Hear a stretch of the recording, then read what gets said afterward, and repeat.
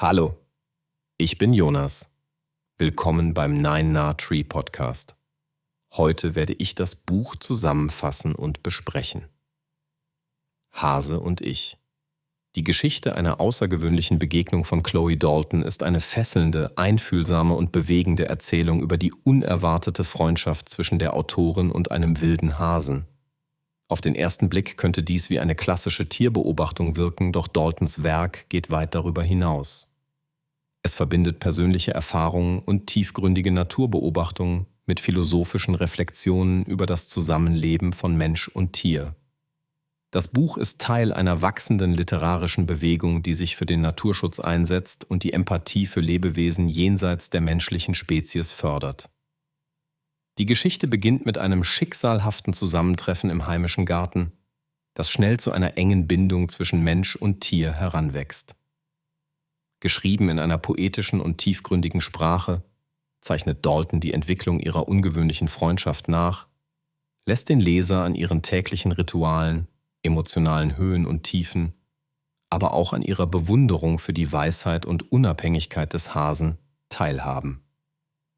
Das Buch lädt dazu ein, unsere Wahrnehmung der Natur und unserer Mitgeschöpfe zu hinterfragen.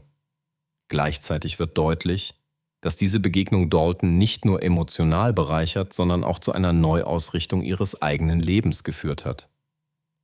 Für Leserinnen und Leser, die sich für authentische Geschichten, Naturbeobachtungen und philosophische Betrachtungen interessieren, bietet Hase und ich einen außergewöhnlichen Einblick in das Miteinander von Mensch und Wildtier. Ich werde Ihnen die wichtigsten Erkenntnisse aus diesem Buch mitteilen. Erstens. Die Entstehung einer außerordentlichen Freundschaft. Im Zentrum des Buches steht die ungewöhnliche Beziehung zwischen Chloe Dalton und dem wilden Hasen. Die Autorin beschreibt, wie die erste Begegnung zufällig beim Spaziergang durch ihren Garten geschieht. Anfangs ist der Hase scheu und vorsichtig, doch Dalton begegnet ihm mit Aufmerksamkeit, Geduld und Respekt. Nach und nach entsteht ein zartes, gegenseitiges Vertrauen. Dalton verzichtet bewusst darauf, den Hasen zu domestizieren oder zu zähmen. Stattdessen akzeptiert sie seinen natürlichen Rückzugsraum und nähert sich ihm auf Augenhöhe. Diese Haltung ermöglicht eine authentische Freundschaft, die geprägt ist von gegenseitiger Akzeptanz und gegenseitigem Lernen. Der Hase bringt Dalton bei, langsamer zu leben, aufmerksamer hinzuschauen und Vorurteile abzubauen. Diese tiefe Verbundenheit entwickelt sich im Laufe der Zeit zu einer festen Konstante in Daltons Leben und steht sinnbildlich für das große Potenzial, das in der respektvollen Beziehung zwischen Mensch und Tier liegt. Zweitens. Naturbeobachtung und Achtsamkeit. Ein zentrales Motiv des Buches ist die Achtsamkeit gegenüber der Natur und ihren Geschöpfen. Dalton schildert detailliert, wie sie durch das Beobachten des Hasen eine neue Sensibilität für ihre Umwelt entwickelt. Kleine Veränderungen in der Tierwelt, die sie zuvor kaum wahrgenommen hätte, werden ihr plötzlich immens wichtig. Sie lernt, mit allen Sinnen zu beobachten, nicht nur das Offensichtliche zu sehen, sondern auch das Unsichtbare zu erspüren. Die alltäglichen Routinen und Rituale, die Dalton mit dem Hasen teilt, fordern sie dazu heraus, ganz im Moment zu leben und sich von äußeren Ablenkungen zu lösen. Der Hase wird so zum Sinnbild für die Fähigkeit, sich auf das Wesentliche zu konzentrieren. Für die Autorin wird diese achtsame Lebenshaltung zu einer Art spirituellem Kompass, der sie durch schwierige Zeiten führt und ihr einen tieferen Zugang zum eigenen Glück ermöglicht. Drittens. Philosophische Reflexionen über das Mensch-Tier-Verhältnis. Hase und ich ist weit mehr als eine autobiografische Erzählung.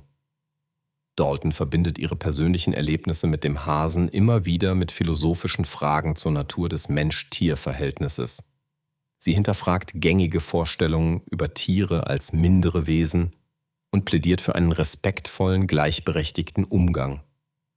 Besonders spannend ist ihr Ansatz, indem sie Tiere nicht als Projektionsfläche für menschliche Gefühle nutzt, sondern ihnen eine eigene Willenskraft und Souveränität zuspricht. Das Buch thematisiert auch die ethische Verantwortung des Menschen gegenüber der Tierwelt. Dalton spricht darüber, wie sehr es unser Leben bereichern kann, wenn wir bereit sind, die Grenzen zwischen Mensch und Tier zu durchbrechen. und uns von tierischer Weisheit inspirieren zu lassen. Diese Reflexionen laden zur Selbstüberprüfung des eigenen Umgangs mit Tieren auf und regen zum Nachdenken über die Rolle des Menschen im Ökosystem an. 4. Heilung, Trost und persönliche Entwicklung durch Tierbegegnungen. Neben der Freundschaftsgeschichte und philosophischen Reflexionen beleuchtet Dalton, welche Bedeutung die Beziehung zum Hasen für ihre persönliche Entwicklung und emotionale Heilung hat. Das Buch zeigt, wie Tiere dem Menschen in Krisenzeiten Kraft, Trost und neue Perspektiven schenken können. Dalton schildert offen, wie der Hase ihr in schwierigen Lebensabschnitten Hoffnung und Zuversicht gibt. Durch den respektvollen Umgang mit dem Tier lernt sie auch, sich selbst stärker zu respektieren, alte Verletzungen zu verarbeiten und sich neuen Wegen zu öffnen. Diese Transformation steht exemplarisch für viele Menschen, die durch Tierkontakte innerlich wachsen, mehr Mitgefühl empfinden und stressresistenter werden. Die therapeutische Kraft der Natur wird in Daltons Erzählung eindrucksvoll greifbar und motiviert den Leser, eigene heilende Erfahrungen in der Natur zu suchen. Schließlich Naturschutz, Verantwortung und gesellschaftliche Relevanz. Zum Abschluss des Buches geht Dalton auf die Verantwortung des Einzelnen und der Gesellschaft für den Schutz von Natur und Tieren ein. Sie zeigt auf, wie moderne Lebensweisen Wildtierlebensräume einschränken und welche Folgen Vernachlässigung und Zerstörung der Umwelt haben. Dalton macht deutlich, dass Naturschutz nicht nur eine politische oder ökologische, sondern auch eine persönliche und emotionale Dimension hat. Jeder Einzelne kann durch kleine Veränderungen im Alltag dazu beitragen, Tiere und ihre Lebensräume zu schützen. Sie ruft dazu auf, Mitgefühl und respektvollen Umgang in den Mittelpunkt des gesellschaftlichen Handelns zu stellen.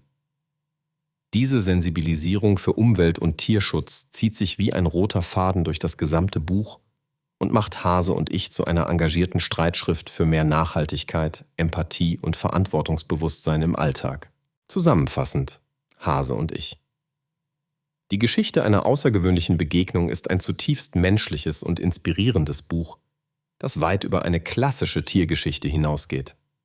Es richtet sich an alle, die auf der Suche nach authentischen, lebensnahen Erfahrungen sind, die Verbindung zwischen Mensch und Tier verstehen und vertiefen möchten oder sich für Naturschutz engagieren. Auch für Menschen, die sich mit Achtsamkeit, Heilung und persönlicher Entwicklung beschäftigen, bietet das Buch tiefe Denkanstöße. Chloe Dalton gelingt es, Leser auf allen Ebenen anzusprechen. Emotional, intellektuell und ethisch.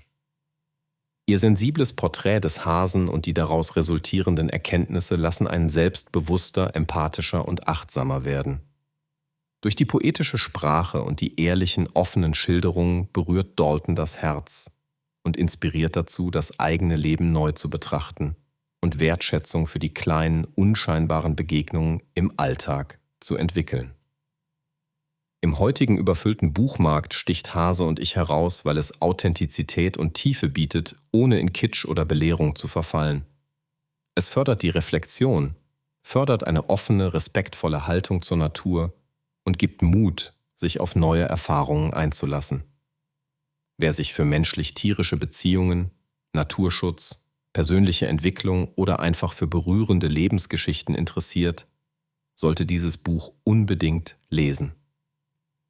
Es ist ein wertvoller Begleiter für alle, die eine achtsamere, nachhaltigere und herzlichere Lebensweise anstreben und bietet Mehrwert, den viele andere Bücher in diesem Genre oft nur an der Oberfläche streifen.